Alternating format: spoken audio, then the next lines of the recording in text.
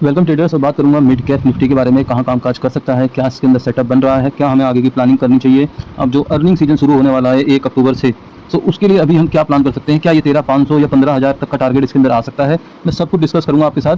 पूरा वीडियो देखिएगा, बहुत सटीक इन्फॉर्मेशन, बहुत नॉलेजेबल इन्फॉर्मेशन आपको देने वाला हूँ। तो फटाफट वीडियो शुरू करते हैं। तो साथ साथ दोस्तों चैनल को जरूर सब्सक्राइब कर लेना, आपके लिए बहुत हेल्पफुल होने वाला है यार। बाकी सबका आपने सब्सक्राइब करा होगा, मेरा भी करके रख लो, क्योंकि अगर आप ट्रेडिंग करते हो तो ये चैनल आपको बड़ी सॉलिड इन्फॉर्मेशन देने वाला है। कल सब ने बैंक निफ्टी के अंदर पी कैरी किया था और मेरा वीडियो देखिए, मैंने बोला था भैया 55,000 जाने वाला है अब ये, ठीक है। हालांकि आज नहीं गया, बट जो आज की कैंडल बनाई है, अगर कल उसके ऊपर क्लोजिंग आना शुरू हो जाता है, ट्रेड करना शुरू हो जाता है, तो फिर 55,000 से पहले नहीं रुकेगा बैंक निफ्टी। तो सेम दोस्तों बाकी जो SBI कार्ड कह लो, फिन निफ्टी कह लो, जो भी मैंने इसके अंदर बताया है वैसा मार्केट रिएक्ट कर रहा है, ऐसा नहीं है कि नहीं कर रहा है। और खास तौर पे मिड कैप निफ्टी तो लगभग हमेशा कर रहा है। देखिए मिड कैप में मैं लगातार ट्रेड खुद करता हूँ और अपने जो टेलीग्राम मेंबर है उनसे भी करवाता हूँ, व्हाट्सएप ग्रुप मेंबर है उनसे भी करवाता हूँ। कल हमने BTST होल्ड किया था इसके अंदर और सारे इंडेक्स नेगेटिव ओपन हुए थे, ये पॉजिटिव हुआ था। और मेरा पहला कमेंट 9-14 पे यही था, भैया इसके ऊपर है तो होल्ड करना, इसके नीचे है तो निकल जाना। क्योंकि जो स्टार्टिंग जो रेंज दिखी ना मुझे, वो थोड़ा सा सेलिंग प्रेशर दिखा मुझे। अभी मैं चार्ट में भी डिस्कस करूँगा। और साथ साथ ऐसा नहीं है कि भैया प्रॉफिट होगा ही होगा, BTST हमेशा रिस्की होता है, तो हमेशा लेस क्वांटिटी में काम करना चाहिए।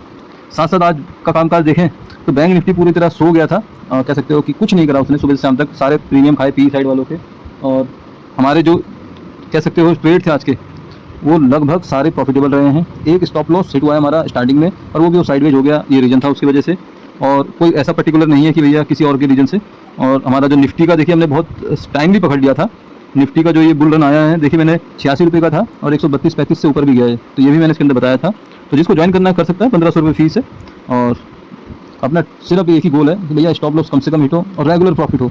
जो भी मेरे साथ जुड़ा है, लगातार मेरे वीडियो देखिए, हम डेली प्रॉफिट कर रहे हैं। कोई मैं अपनी तारीफ नहीं कर रहा हूँ, अब डेली का मेरा अपडेट देख लीजिएगा।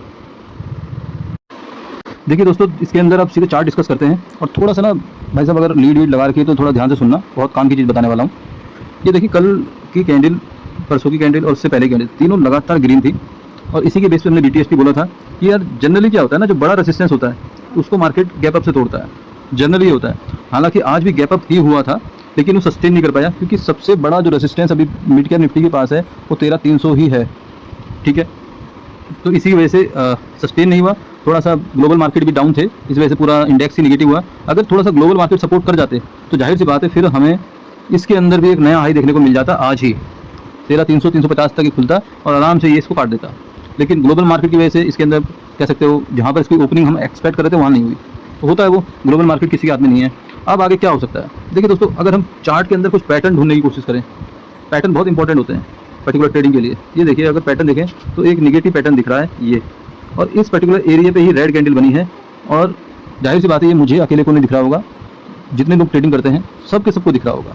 तो सबको ये लग रहा है कि भैया यहाँ से अब ये गिरेगा और इसको तोड़ के पूरी तरह पानी पानी हो जाएगा, सबको यही लग रहा है, ठीक है। चलो, ये तो पैटर्न समझ लिया हमने। दूसरा क्या हो सकता है इसके अंदर, मैं अभी सोच बता रहा हूँ कि सेंटीमेंट कैसे काम करते हैं मार्केट के अंदर, ठीक है। दूसरा, अगर हम इसकी सपोर्ट ढूंढें तो सपोर्ट कहाँ पर है इसकी, देखिए जो जहाँ से ग्रीन कैंडल बन रही है ना, जहाँ से बाइंग आ रही है, ये देखिए ये एरिया, ये है इसकी सपोर्ट। तो मैं इसको बोलूँगा भैया 13,100, 13,100 इसकी एक सपोर्ट है। अब यहाँ पर जाके जिस पर्टिकुलर एरिया में अगर कल गैप अप नहीं मिला, ध्यान सुनना, और थोड़ा सा फ्लैट या गैप डाउन ओपन होके हम आज का लो काट देते हैं डाउन साइड में, तो फिर ये यहाँ तक आने के चांसेस पूरे हैं, 13,100 तक आएगा, ठीक है। अगर ये 13,300 के ऊपर नहीं जाता है कल की डेट में, तो उसका बता रहा हूँ मैं, दोबारा बताता हूँ यार, थोड़ा सा समझ लो। ये है 13,300 का लेवल। मार्केट इसके नीचे ही कहीं ओपनिंग दे और इसके नीचे ही कामकाज करे कल, और एंड टाइम में या लास्ट टाइम में या किसी भी टाइम पे इसके लो को काट दे और यहीं कहीं क्लोजिंग दे दे, ठीक है। तो फिर ये वाला टारगेट हमको मिल सकता है 13,100। लेकिन इससे होगा क्या, इससे ये स्ट्रक्चर जो बना हुआ है ना, ये नेगेटिव वाला, ये वाला स्ट्रक्चर, ये वाला, ये लोगों के लिए कंफर्मेशन का काम करेगा, भैया अब तो ये गिरेगा। लेकिन यहाँ पर आके अगर हमें थोड़ा सा भी एक सिग्नल मिलता है कि भैया अब यहाँ से कुछ कैंडल ऐसी बन जाए, ये थोड़ा सा टाइम ले और उसके बाद ही निकलेगा ना, तो दोस्तों इसको डब्ल्यू पैटर्न बना देगा ये, ठीक है। तो दो लेवल इंपॉर्टेंट है मिड कैप के अंदर, 13,300 और 13,100। 13,300 के नीचे रहेगा तो हम सेलिंग साइड में जाएंगे 13,100 तक के टारगेट के लिए। 13,100 पर रहेगा, 13,100 पे बाइंग करेंगे 13,300 टारगेट के लिए। एक तो ये रेंज हम प्ले कर सकते हैं जो मैंने आपको बता दी है, यहाँ से यहाँ तक, कि अगर कोई बड़ा मोमेंटम गैप अप वगैरह नहीं लगता है इसमें, तो ये उसके लिए। अब छोटे चार्ट में डिस्कस करते हैं। देखिए मैंने लास्ट वीडियो के अंदर एक डिस्कस किया था, ये वाला पॉइंट दोबारा बता देता हूँ कि ये लो इसके नीचे लगा है, ठीक है। तो ये लो कट गया ना, तो भैया हमें फिर कह सकते हो फिर मिड कैप नीचे जाते हुए मिलेगा। और ये भी बोला था कि एक लोअर हाई अगर हमें मिल गया और इसके ऊपर नहीं जा पा रहा है तो जाहिर सी बात है फिर इसका कंफर्मेशन मिल जाएगा कि भैया मिड कैप के अंदर लगातार गिरावट ही आने वाली है। तो अभी तक लोअर हाई की कंफर्मेशन नहीं है, पहला पॉइंट। लोअर हाई की कंफर्मेशन तब आएगी जब हम ये पर्टिकुलर एरिया के नीचे ही रहते हैं। ये देखिए मैं आपको मार्क कर देता हूँ, 13,320 से 13,300 इस पर्टिकुलर एरिया के नीचे रहेंगे तो भैया हम एज्यूम कर सकते हैं कि ये लोअर हाई ही है और यहाँ से फिर ये गिरने वाला है, ठीक है। लेकिन सबसे इम्पॉर्टेंट पॉइंट, जैसे मैंने बताया कि भैया यहाँ से 13,100 तक आ सकता है और फिर ये जाएगा तो फिर यहाँ पर ये हायर हाई दोबारा से क्रिएट हो गया, फिर अगला जो हाई बनेगा वो इसके ऊपर बनेगा। पॉइंट समझे, स्ट्रक्चर ऐसे चेंज होते हैं मार्केट में। अभी इसके अंदर डाउन साइड का ही स्ट्रक्चर है, कोई अप साइड का स्ट्रक्चर नहीं है। जब तक ये इस पर्टिकुलर एरिया के अंदर है, ये इसका हाई है, लास्ट स्विंग हाई क्या है इसका 13,400 और डाउन साइड क्या है 12,880 या 90 जो भी मान लो। अब इन दोनों में से जो साइड टूटेगा ना, ये समझ लीजिए इसके लिए डायरेक्शन तय हो जाएगी कि भैया मिड कैप वहाँ जाना चाहता है। और इस पर्टिकुलर एरिया के रेंज लगभग अगर आप कैलकुलेट करोगे बाय डिफ़ॉल्ट 500 पॉइंट की आ रही है, आप देख लो 500 पॉइंट की रेंज आ रही है। तो जितनी बड़ी ये रेंज होगी ना उतना ही ये मूवमेंट करेगा आगे जाके। सो 13,900 तक के टारगेट हमें आने वाले टाइम में मिल सकते हैं इसके अंदर। अगर ये अपसाइड ब्रेक होता है 13,400 और डाउन साइड ब्रेक होता है तो भैया फिर वही 12,500 तक या 400 तक का आने की संभावना हो जाएगी, ठीक है। तो ये तो हो गया बड़े टारगेट कैसे निकलेंगे और कहाँ तक आएगा। अब हम ट्रेड कैसे कर सकते हैं कि लॉजिक लगाते हैं थोड़ा सा, आज मार्केट ने क्या किया, हमें क्या करना चाहिए था और कैसे हम थोड़ा सा अपना ट्रेडिंग स्टाइल को सुधार सकते हैं। देखिए दोस्तों, ये पहली 15 मिनट की कैंडल है और इसी ने हमें बता दिया कि भैया आज मैं गिरने वाला हूँ, ठीक है। पहली 15 मिनट कैंडल के नीचे जब ये गया तो एक बड़ी बेयरिश कैंडल के साथ गया, ठीक है। और मैंने यहीं कहीं बता दिया था कि मेरे जो मेंबर थे भैया 250 के नीचे इसको एग्जिट ही कर दो, ठीक है। तो टाइमली हमने एग्जिट भी कर दिया था, ऐसा नहीं है कि हमने लेट हो गए थे एग्जिट करने में।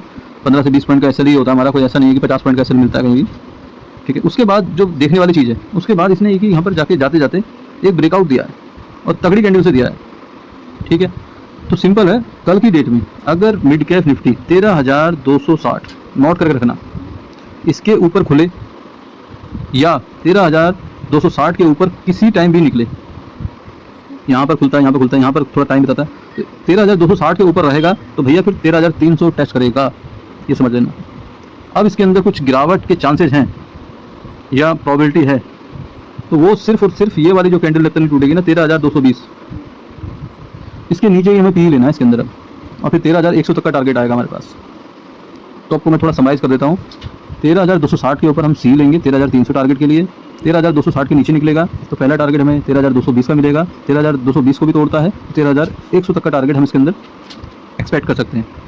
तो ये तो हो गया भैया 13,200।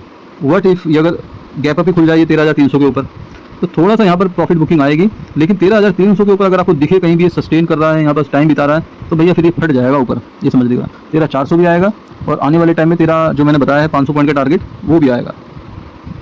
तो मेरा व्यू इसके अंदर 13,300 के नीचे जब तक ये है तब तक चांसेस हैं कि 13,100 आ सकता है। सिंपल रखता हूँ मैं, ऐसा नहीं है कि भैया कॉम्प्लिकेटेड। 13,300 के ऊपर क्लोजिंग दे देगा एक दिन भी तो फिर हमें बड़े टारगेट 13,500, 600, 700 ये लेवल के लिए हमें बैठना चाहिए। तो अगर कुछ बच गया वो बताने के लिए तो आप लोग कमेंट करिएगा। मेरा ग्रुप ज्वाइन करना है, जो ट्रेड में लेता हूँ वो करनी है तो भैया 1500 फीस है। ईमेल का लिंक आपको डिस्क्रिप्शन में मिल जाएगा। थैंक यू वेरी मच, जय हिंद।